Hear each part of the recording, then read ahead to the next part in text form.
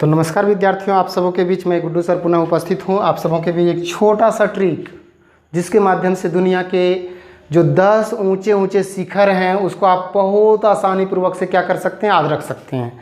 छोटा सा ट्रिक याद रखिए, देखिएगा कि आप उसका श्रेणी क्रम का परीक्षा में, क्योंकि ये देता है यूपीएससी के एग्ज़ाम्स में, बीपीएससी के एग्ज़ाम्स में, कि उसको श्रेणी क्रम में रखने के लिए देता है कि ऊंचाई की दृष्टिकोण से पर्वतों को निम्नांकित में कौन सा क्रम सही है, या उसको सही क्रम को चूज करें, या मिलान करने के लिए दे देता है कभी काल।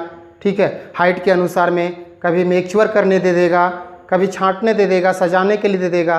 तो इससे क्या हो जाएगा कि विद्यार्थीगण आपको कंफ्यूज पैदा कर देगा। तो आप छोटे से ट्रिक के माध्यम से क्या कर सकते हैं कि आप बहुत बढ़िया क्वेश्चन को डील कर सकते हैं और इसको आसानी पूर्वक से याद रख सकते हैं। और वो आज हम दुनिया के 10 ऊंचे ऊंचे शिखर जो हैं, जो हिमालय में अवस्थित है, उन 10 चोटियों के बारे में एक छोटे से ट्रिक के माध्यम से जानकारी देंगे। जैसा कि चलिए स्टार्ट करते हैं। विद्यार्थीगण ध्यान देंगे, यहाँ पे दुनिया के 10 ऊंचे ऊंचे शिखर जो हैं, चोटियाँ जो हैं, उसकी सूची मैं आपको दे रहा हूँ। ट्रिक है, उसका एक कथन के तौर पर अपने से सेट किया हुआ ट्रिक है, एक ट्रिक के माध्यम से है। ठीक है, वो ट्रिक है एजी कंचन माधव नंदा काना गुरु है। थोड़ा सा सेट करना है उसको बोलने में, बोलते बोलते देखिएगा 2-4 बार बोलिए, याद हो जाएगा विद्यार्थीगण। एजी कंचन माधव नंदा काना गुरु है। ठीक है, अब विद्यार्थीगण समझ सकते हैं कि काना किसको कहा जाता था। सो ठीक है, कहा जाता था ना, मतलब काना किसको कहा जाता है, अब इसको समझना है। काना उसको होता है जो थोड़ा सा आँख से देखने में कमज़ोर होता है, कमजोरी रूप से देखता है। ठीक है, उसको काना कहा जाता है, समझ लिए ना। तो इस तरह से एजी कंचन माधव नंदा जो है वो काना गुरु है। तो इसको ध्यान रखना है कि आपको कहाँ कहाँ से सेट करना है। ए से सेट करना है, जी से कंचन, माधो एन से अलग, ए से अलग, एन डी ए से एक साथ, और के काना से, का से, ना से, गुरु से। ठीक है, चलिए ए से देखते हैं कि दुनिया का सबसे ऊंचा शिखर एवरेस्ट की शिखर है, माउंट एवरेस्ट। ठीक है, जिसको सबको को मैं क्लास में अभी बताऊंगा आप लोगों को, जिसमें क्या कहा जाता है, नेपाल में इसको सागर माथा के नाम से जाना जाता है, जबकि तिब्बत में इसको चोमोलुंगमा के नाम से जाना जाता है। ठीक है, तो ये A4 हो जाएगा, माउंट एवरेस्ट की शिखर जो नेपाल में अवस्थित है, और इसकी ऊंचाई 8850 मीटर है। जैसे किताबों में 8848 देता है, तो हम पहले भी बता चुके थे पिछली क्लास में जब लिए थे भारत के भौतिक स्वरूप में। उसे बताया गया था कि इंडो ऑस्ट्रेलियन प्लेट जो है वो उत्तर की ओर खिसक रहा था और यूरेशियन प्लेट से टकराया था, जिससे हिमालय की उत्पत्ति हुई थी। तो वो प्लेट जो है, इंडो ऑस्ट्रेलियन प्लेट, आज भी उत्तर की ओर धीरे धीरे खिसक ही रहा है, आगे बढ़ ही रहा है।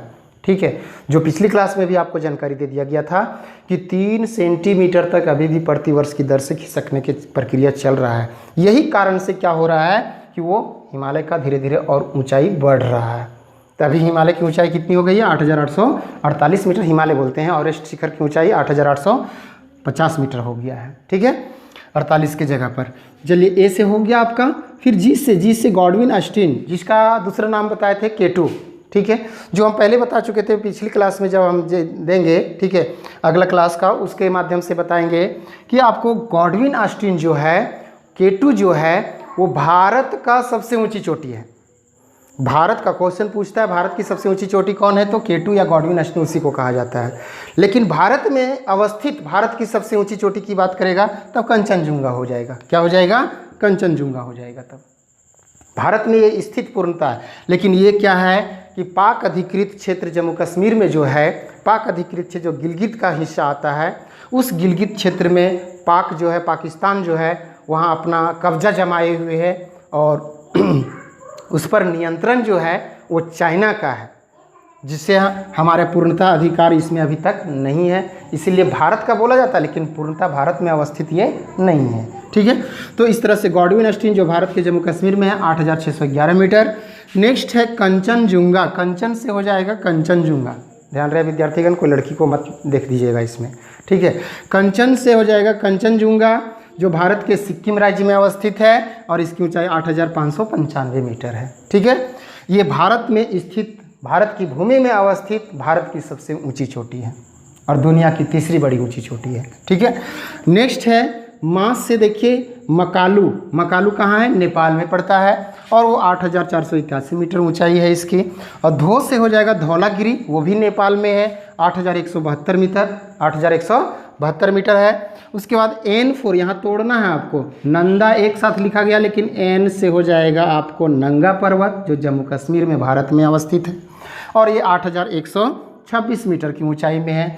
और A4 तोड़ना है अन्नपूर्णा, ठीक है, ये अन्नपूर्णा नेपाल में पड़ता है जो 8,078 मीटर ऊंचाई है। और NDA यहाँ एक साथ रखा गया है, ये NDA4 हो जाएगा आपको नंदा देवी, ठीक है, जो उत्तराखंड की सबसे ऊंची चोटी है, उत्तराखंड हिमालय की सबसे ऊंची चोटी। और जब हम भारत के भौतिक स्वरूप में बताएंगे उसका विभाजन, तो कुमायूं हिमालय का भी सबसे ऊंची चोटी है तो नंदा देवी है, कुमायूं हिमालय का भी। तो कुमायूं हिमालय की सबसे ऊंची चोटी और उत्तराखंड की भी सबसे ऊंची चोटी कौन है, तो नंदा देवी, जो भारत के उत्तराखंड में स्थित है, 7,817 मीटर। उसके बाद का से हो जाएगा कामेट, भारत में अवस्थित है उत्तराखंड में, 7,756 मीटर। ना से हो जाएगा नामचा बरुआ, जो भारत के अरुणाचल प्रदेश में और हमारे भारत में स्थित हिमालय की सबसे पूर्वी श्रृंखला बनाता है, जो हम पहले भी क्लास में बताए थे कि आपको भारत का जो हिमालय की अवस्थिति है, पश्चिम में नंगा पर्वत से लेकर के, जम्मू कश्मीर के नंगा पर्वत से लेकर के पूरब में नामचा बरुआ तक हमारे हिमालय का विस्तार भारतीय क्षेत्र में है। तो ये नामचा बरुआ यही हुआ ना से, जो अरुणाचल प्रदेश में 7,756 मीटर। और नेक्स्ट है गुरु से हो जाएगा गुरुला मंदाता, जो नेपाल में पड़ता है और ये 7,728 मीटर की ऊंचाई में अवस्थित है।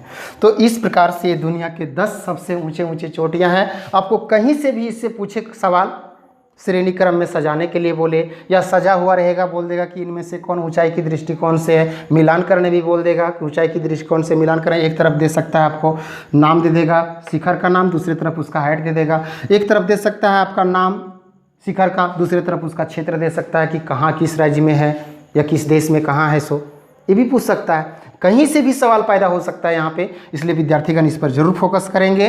अब इससे और ज़्यादा से ज़्यादा ट्रिक जानने के लिए आप लोग लाइक करते रहें, सब्सक्राइब करते रहें हमारे चैनल को। इससे क्या होता रहेगा, आपको दिनों दिन जैसे जैसे भी होगा, हम रोज़ाना एक ट्रिक के माध्यम से नए नए चीज़ को जानकारी देते रहेंगे। धन्यवाद।